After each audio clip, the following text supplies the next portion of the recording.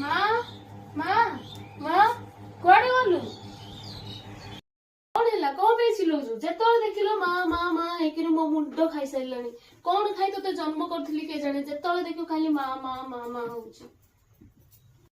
ମା ସେ ଯୋଉ ପାକିସ୍ତାନ ଆଉ ଭାରତ ନାଇଁ କି ଯୁଦ୍ଧ ଚାଲିଛି, ଜାଣିଛୁ ନା ନାଇଁ?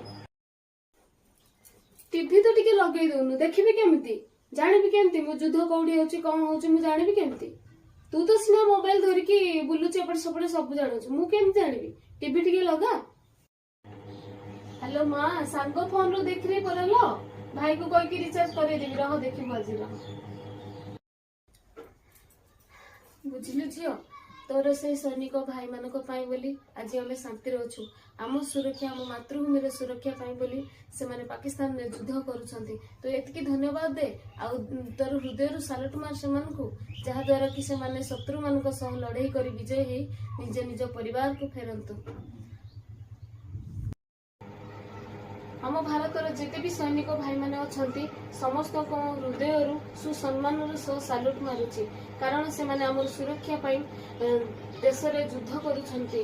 ସେ ପାକିସ୍ତାନରେ ଯେମିତି ମୁଁ ସମସ୍ତଙ୍କୁ, ବାପା ମା ଭାଇ ଭଉଣୀ ଯେତେ ବି ଆମ ଭାରତରେ ଅଛନ୍ତି ସମସ୍ତଙ୍କୁ ମୁଁ ରିକ୍ୱେଷ୍ଟ କରୁଛି ସେମାନଙ୍କ ପାଇଁ ପ୍ରେ କରନ୍ତୁ, ଯାହାଦ୍ୱାରା କି ଆମ ଶତ୍ରୁ ମାନଙ୍କ ସହ ଲଢେଇ କରିକି ସେମାନେ ନିଜ ନିଜ ପରିବାରକୁ ବିଜୟ ଲାଭ କରି ଫେରିବେ। ସେଥିପାଇଁ ମୁଁ ରିକ୍ୱେଷ୍ଟ କରୁଛି। ଆଉ ସବୁଠୁ ବଡ କଥା ହେଲା, ଯୋଉ ବାପା ମା ଛାତିକୁ ପଥର କରି ଜାଣିଛନ୍ତି ଦିନେ ନା ଦିନେ ମୋ ପୁଅ ଶହୀଦ ହବ, ଦେଶ ପାଇଁ ଜୀବନ ଦେବ, ତଥାପି ନିଜ ଛାତିକୁ ପଥର କରି ଦେଶର ମାତୃଭୂମିର ରକ୍ଷା ପାଇଁ ବୋଲି ପଠେଇଛନ୍ତି।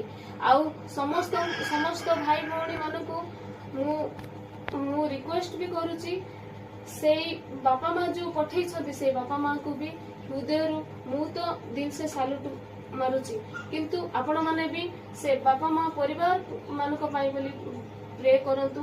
ଆଉ ସବୁଠୁ ବଡ କଥା ହେଲା, ଯୋଉମାନେ ଛୁଟିରେ ଯାଇଛନ୍ତି ଯୋଉ ଭାଇ ମାନେ, ସେମାନଙ୍କୁ ନୋଟିସ ଯାଉଥିବ ଚାକିରିରେ ଜଏନ କରିବା ପାଇଁ, ତ ଯୋଉମାନେ ଟ୍ରେନରେ କିମ୍ବା କୋଉ ସାଇଡରେ ବାଥରୁମ ସାଇଡରେ କି କୋଉଠି ସିଟ୍ ପାଇନଥିବେ ଯାଉଥିବେ ଯୁଦ୍ଧକୁ, ଯଦି ବି ସେମାନେ କୋଉ ହନ୍ତସନ୍ତରେ ରହିଲେ, ଯୋଉ ଭାଇ ଭଉଣୀ ମାନେ ଭିଡିଓ ଦେଖିବେ, ଯୋଉ ଭାଇ ଭଉଣୀ ମାନେ ଜାଣିବେ, ତ ସୁସମ୍ମାନର ସହ ତାଙ୍କ ଲକ୍ଷ୍ୟସ୍ଥଳରେ ପହଞ୍ଚାଇ ଦିଅନ୍ତୁ, ସାହାଯ୍ୟ କରନ୍ତୁ।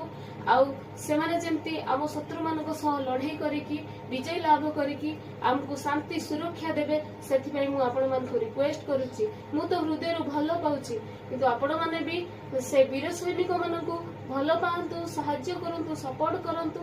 ଜୟ ହିନ୍ଦ, ଜୟ ଭାରତ। ଭିଡିଓ ଭଲ ଲାଗିଲେ ସବସ୍କ୍ରାଇବ କରିବେ, ଲାଇକ୍ କରିବେ।